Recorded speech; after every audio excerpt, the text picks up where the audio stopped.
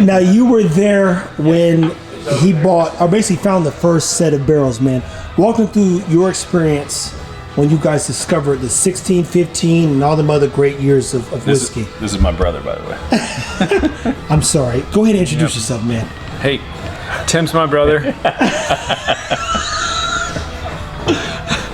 You got to say your name, man. You just going to stop? He's like, this is my brother. Yep, Tim's my brother. My name's Chris. He's had a little bit to drink, people. We're going to get him there. We're going to get him there. So you were there when we went to KBF. Yep. That was your first time going. Walk us through that, man. It was the first time, and he gets all up in your face. Hey, look. I'm used to it now. It doesn't bother me. There's inches here. Yeah. Go ahead, walk. You have a whiskey club. Talk about your whiskey club. Everything. You got to walk. You got to get us there, man.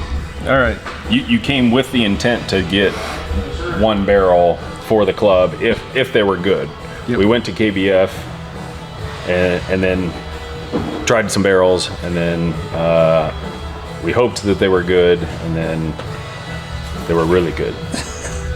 That's fact. Thanks for the help. So KBF is potentially the Super Bowl of whiskey festivals, and we've never been there before. We've got a whiskey club in Southwest Missouri. There's thousands of folks in this club, and we wanted to see what was the Super Bowl about, because we've never been. And then while we were there was an opportunity to go to a rick house that had these 15, 16-year-old Kentucky bourbon barrels. Yeah, That we were. Kentucky bourbon barrels, and we got there, and what happened? There was magic. I don't. Hopefully this isn't live. I mean, it's as good as live because Yeah, I know. He doesn't edit anything. I know, that's right. Yeah, so I mean, actually, what we're drinking now is one of those barrels that we picked on that day. So they called it the what do you call it? Kentucky or the Frankfurt Fantail. So yeah, this is one of my favorite pours. Like, it's so good. But yeah, the Bourbon Society of the Ozarks has done a lot of stuff with us. Actually, in the very beginning, this was our very first. Actually, I take that back. This was our first single barrel pick, the Killer Bee. This was a sister barrel of it. That they picked the sister barrel of that, and then the birthday blend. Was that your first or second birthday or anniversary for the club? Yeah, second. Second. So, and then even the BSO cigar blend. Like, you made three of the five on the bottom shelf there in the very beginning. So, but yeah, the barrels were so good that it's like I only wanted a few, but then you try them, it's like, yep, I'll take that one. Yep, I can't say no to that. So then it just kept snowballing. So yeah, and he's coming to pick up his fourth barrel from Kentucky. from out there. Yeah. So what's it been like supporting your brother, man? And let me give you perspective. A lot of times when somebody starts a small business, the friends and family can be the worst people to support. But I was there with you guys, and I was telling him that I have the footage nobody gets to see because there was a conversation between these two guys and the rest of the guys. And it wasn't just the slow-mo cuts. It was like, I don't like that one. I think it needs more body. It needs more this. It needs more that. But what's it been like supporting your brother at the Whiskey Blendery, man? I'll tell you, if I were Tim, I'd be cussing me. And I'll tell you why, because when you're a part of a bourbon society and there's so many bottles out there, you want the best thing ever. And it's like, what's the best thing that you have?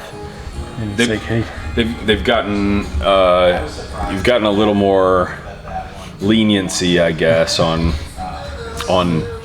even the BYPB blend that you guys did. That normally you get 3 hours to make a blend, all in and done. We took 2 days. Yeah, it was closer to 3 days maybe, but yeah. So the end product was phenomenal and really incredible blend.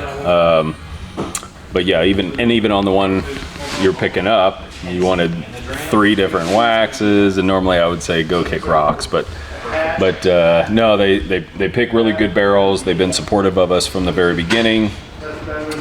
So yeah, now we have a pretty solid following in Missouri just from their club. So I think it's reciprocated.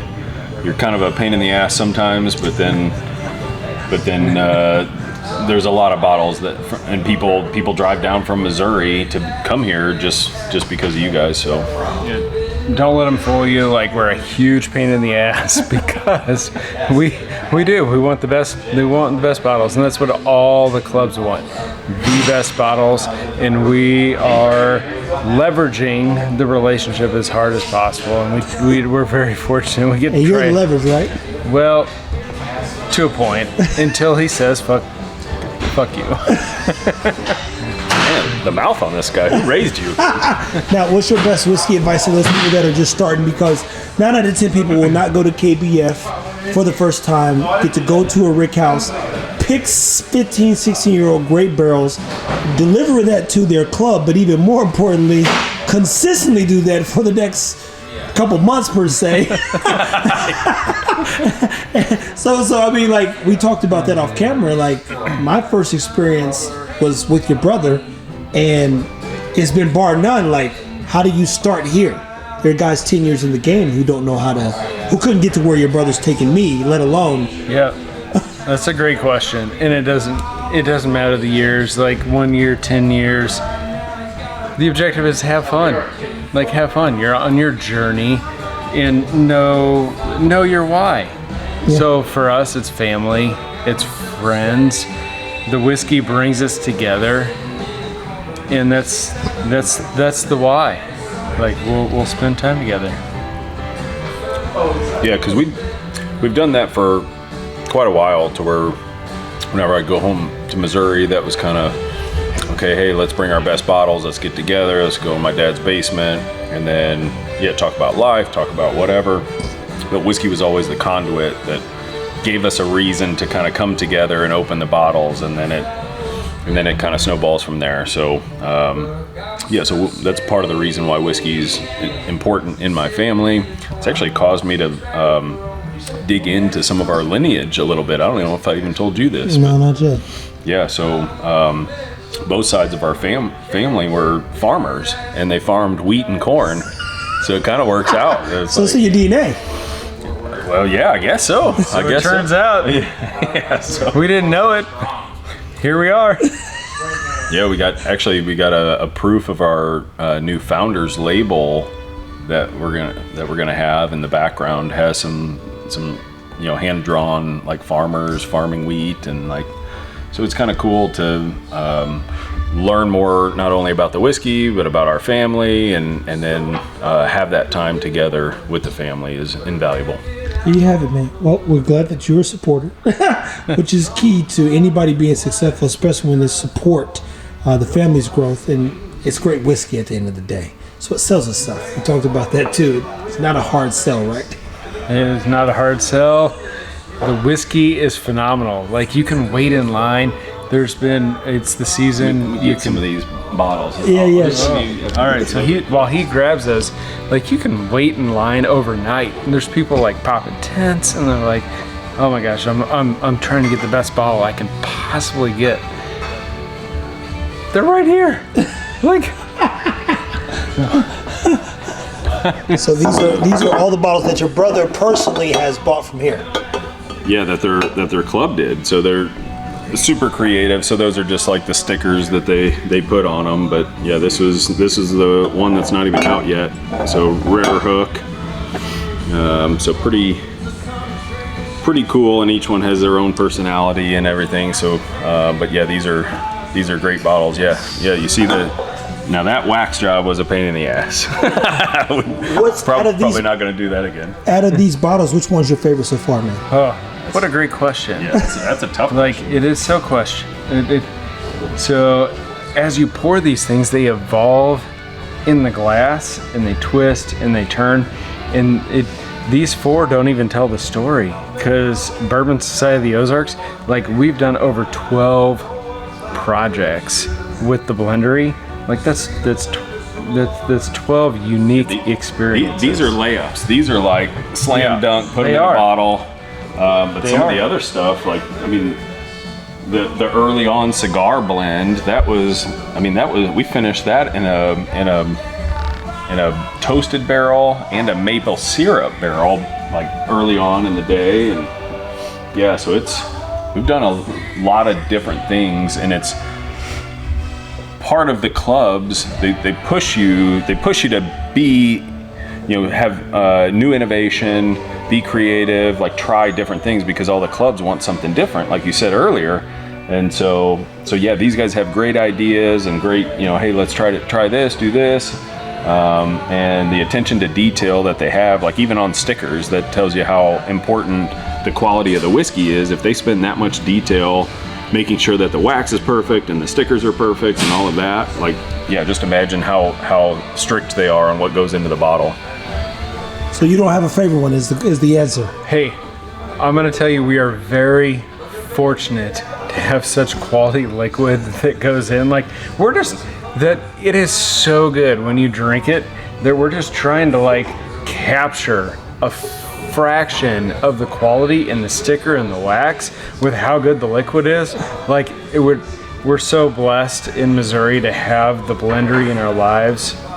It's tough to choose. Getting all touchy-feely over here. Yeah, the whiskey's great, and and we want to keep partnering with clubs like that push us to keep innovating and trying new things and getting in exotic barrels and exotic wood, and maybe importing some stuff from Canada, or bringing in some Scotch, or just things that others can't do. But we're small enough, we're fast enough, and we can make changes and decisions very quick. And then when we have clubs like Chris's club supporting us, it's a big benefit to us, because we know that, hey, every quarter or every couple months that there's going to be a barrel pick, or they're going to come down and do a blend. So yeah, it's a good relationship, and I see us doing some really cool stuff next year too. There you have it, people. Well, again, we've got family over everything. Family has chosen some. We got our dad over there. There goes to Espadre. There you go, man. Don't look so crazy. You got a close up. And some great bottles with some great. Look, the Wu-Tang thing threw me off. Guys, keep it whiskey, man.